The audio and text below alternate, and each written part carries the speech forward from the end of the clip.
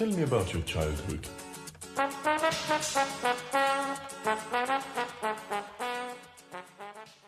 a problem with child abuse amongst its members? I accept that child abuse is a problem right throughout the community, and it's something that we've had to deal with as well.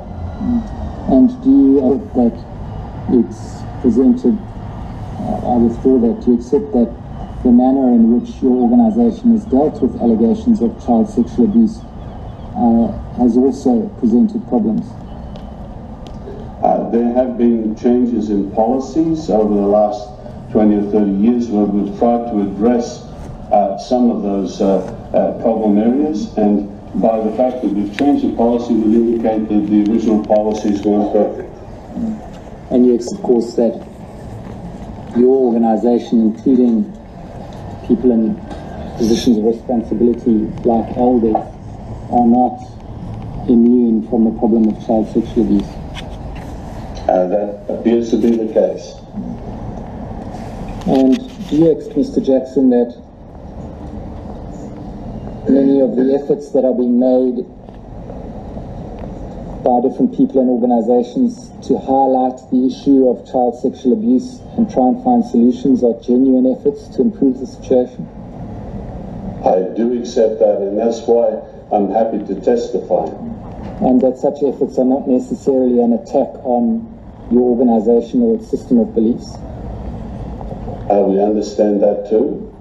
You heard earlier in your testimony that the work of this Royal Commission is beneficial.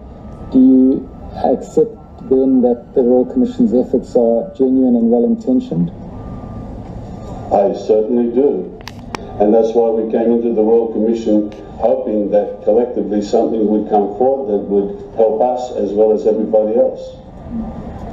And would you disagree then with anyone who said that the efforts to highlight and deal with child sexual abuse in the Jehovah's Witness Church is engaging in apostate lies? I guess that's a broad question, because sometimes those who make these accusations make many other accusations as well. But let me assure you, the person making the accusation is not the main thing. The main thing is there some basis to the accusation? And if there is some way that we can improve, the governing body is always interested in seeing how we can refine our policies. You see, Mr. Stewart, could I just emphasize, as a religion, two very strong things we feel. One is we try to keep a high moral standard, and secondly, there's love among the organisation. So we want to treat victims in a loving way.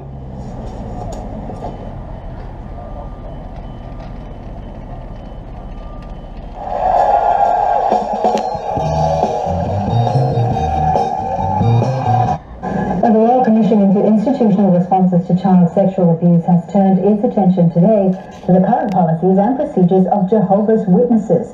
Nicole Shuttle has been at the inquiry. She joins us live now. Nicole, take us through what the inquiry has heard so far today.